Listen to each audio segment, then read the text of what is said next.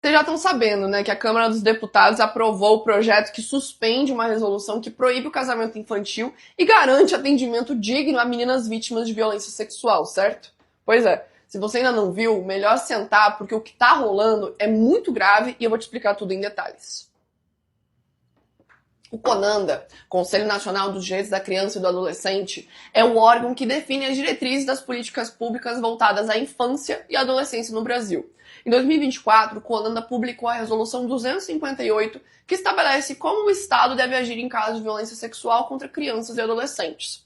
Um dos pontos muito importantes nessa resolução é que se uma menina for violentada sexualmente e engravidar, ela tem direito legal à interrupção da gestação, um direito previsto em lei desde 1940. O hospital deve garantir esse atendimento sem exigir boletim de ocorrência, autorização judicial ou dos responsáveis, justamente para proteger a vítima e evitar que a violência se repita. Tá, vamos lá, Carol. É muita informação para pouco tempo. Eu vou tentar resumir aqui, mas eu acho difícil. Esse sistema que você está falando, primeiro que ele não vai proteger, pelo contrário, ele vai agravar a situação, tá? Vamos pensar assim, numa cidade grande, numa capital, esse sistema ele até pode funcionar, porque a menina chega no hospital, ela é atendida e o caso ele vai para o Conselho Tutelar, conforme o artigo 13 do ECA, que em caso de violência confirmada é encaminhado para o Conselho Tutelar e o Conselho Tutelar ele ativa o Ministério Público. Então em poucos minutos o Conselho Tutelar entra em contato com a delegacia entra em contato com o Ministério Público de plantão e em poucas horas o agressor ele já está ali fora de casa. Porque em cidades grandes você tem estrutura, você tem Ministério Público de plantão, você tem juiz de plantão, ou seja, mesmo com esse intermediário, que seria o Conselho Tutelar, ainda funcionaria. Mas para pensar comigo, analisa isso em cidades pequenas, tá? Tem um único município ali que tem uma delegacia que atende 3, 4 municípios. O Conselho Tutelar ali tem 2 pessoas e um carro quebrado, e olha lá.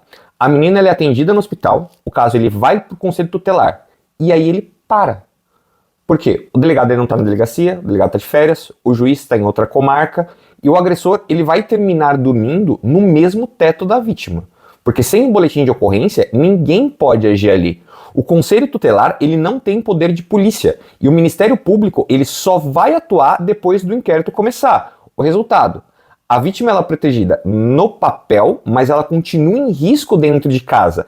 Na Lei Maria da Penha, no seu artigo 22, ela diz que o agressor ele pode ser afastado do lar por qualquer autoridade policial. Ou seja, se o delegado estiver ausente, se o juiz estiver ausente, se o policial militar ele chega na ocorrência e ele confirma o risco, ele pode tirar o agressor de casa na hora. Mas para que isso aconteça, você precisa de uma comunicação policial. Sem uma comunicação policial, sem um boletim de ocorrência, a polícia nem sabe que o crime está acontecendo. Esse é o primeiro ponto. Afinal, nós sabemos que em muitos dos casos, 80% deles, o agressor é o próprio responsável. Agora vamos para a parte polêmica.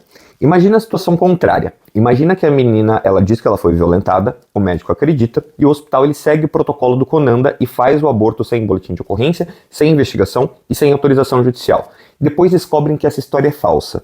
E aí, o que acontece com o médico? O direito penal, ele entende isso como chamado erro de tipo ou erro de fato. Está lá no artigo 20 do Código Penal. Ou seja, o agente, ele sem dolo, ou seja, ele sem intenção, porque acredita estar numa situação que tornava aquele ato lícito, ele pode ser isento de pena. Mas tem um detalhe. Se o erro ele é evitável, o médico ele responde por negligência, imprudência ou imperícia. O artigo 128 do Código Penal, ele diz que o médico ele não comete crime se o aborto ele foi feito se a gestante tiver em risco de vida ou se for estupro comprovado. Só que aqui entra em risco se o médico ele faz o aborto acreditando que houve estupro, mas sem os indícios mínimos, sem boletim de ocorrência, sem perícia, sem notícia crime, ele age fora das hipóteses legais. Aí o ato ele continua sendo crime, mesmo que ele tenha agido de boa fé. A diferença é que em vez de ele responder por dolo, ele vai responder por culpa, conforme o artigo 126, combinado com o artigo 1, parágrafo 1º. E o que é evitável? É aquele que o médico ele poderia ter evitado com o mínimo de cautela. Por exemplo, pedir o boletim de ocorrência, verificar se o caso ele foi comunicado à autoridade policial, coletar indícios médicos, inclusive da violência. E se ele não fez nada disso, ele age só na palavra da vítima, o Ministério Público ele pode entender que houve negligência grave. E aí ele responde criminalmente sim por aborto.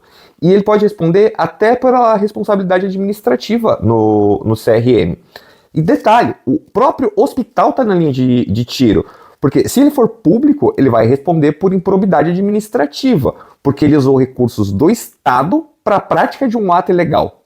O Supremo, na DPF 54, ele deixou claro que casos de aborto só se a vida da gestante estiver em risco, a gravidez for resultante de estupro ou anencefalia fetal. Ou seja, se o médico ele realiza o aborto acreditando no estupro, mas esse estupro ele não existiu, o caso ele não se enquadra em nenhuma dessas três hipóteses. Logo, ele perde a proteção da lei. Nesse cenário, o médico ele pode responder por aborto com consentimento, artigo 126, com pena de até 4 anos, mas como ele agiu sem dolo, o Luiz ele pode reconhecer que ele seja isento de culpa, mas o próprio hospital ele vai responder isso administrativamente. E o Estado, ele, inclusive, pode ser obrigado a indenizar. Resumindo, se o médico acredita que houve um estupro e ele age de boa fé, ele não é um criminoso intencional, mas a lei exige diligência. Se o erro é evitável, ele vai responder por culpa. E a resolução do Conanda, ao tirar a exigência da comunicação à polícia, você aumenta esse risco de que médicos bem intencionados sejam processados criminalmente. Então aí o problema não é o médico, é a norma que deixa ele desprotegido. Outro ponto essencial é que a resolução reafirma que qualquer união com menores de 16 anos é ilegal e viola direitos humanos, previsto na Lei 13.811 de 2019, que proíbe o casamento infantil no Brasil. Agora vamos para a parte mais técnica, acredito que até a mais importante, porque além dos riscos jurídicos, dos riscos morais, essa resolução ela fere a própria Constituição. Estou falando lá do artigo 37, do princípio da eficiência da Constituição Federal. O que é o princípio da eficiência? O Estado ele é obrigado a agir com rapidez, com resultado e sem desperdício. Acontece na prática? Não. Mas o que está acontecendo aqui? O poder público ele não pode criar novas regras para legislar, para fazer aquilo que já está feito. Ele não pode inventar procedimentos que atrapalhem a resolução. Em resumo, o Estado ele tem que funcionar e tem que funcionar bem.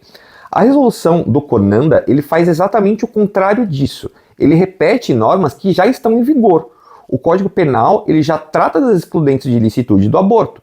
O Código Civil ele já proíbe o casamento infantil. O ECA ele já obriga o hospital a comunicar ao Conselho Tutelar. Ou seja, na prática, você vê que o Conanda ele não criou nada. Ele simplesmente pegou aquilo que já existe, bagunçou tudo e colocou dentro da própria resolução.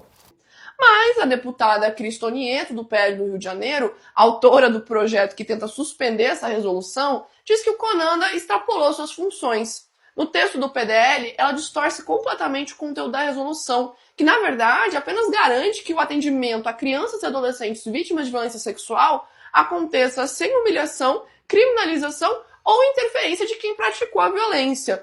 E agora explica o motivo real desse debate, porque o problema não é só o conteúdo da resolução, o que para mim já é um problema, tá? Mas sim quem tentou criar, que foi o Conanda. E o Conanda, ele não pode legislar.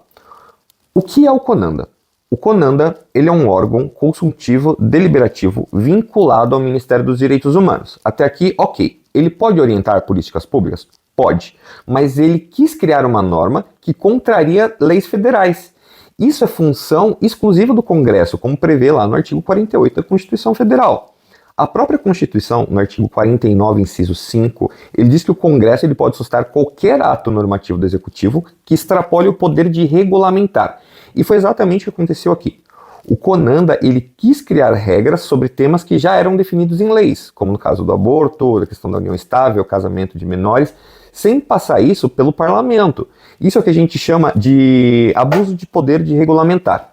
E para piorar tudo aqui, essa resolução ela ainda foi contrária ao Código Civil, mais especificamente o artigo 1520, que proíbe qualquer casamento com menores de 16 anos.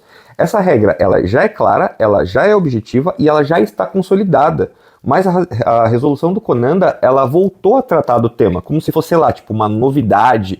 Ou seja, ela ainda deu margem para interpretação. Resultado, 2 normas falando da mesma coisa. Uma feita por lei, outra por resolução. E quando uma resolução ela entra em conflito com uma lei federal, o que vale é a lei. Porque a resolução ela não tem hierarquia para revogar aquilo que o Congresso já aprovou. Se o projeto for aprovado também no Senado, o Brasil volta a um cenário de retrocesso e tortura institucional. E é isso, Carol. Essas são as minhas observações. Espero que exista uma reflexão sobre o que eu falei. E tamo junto. Fica com Deus.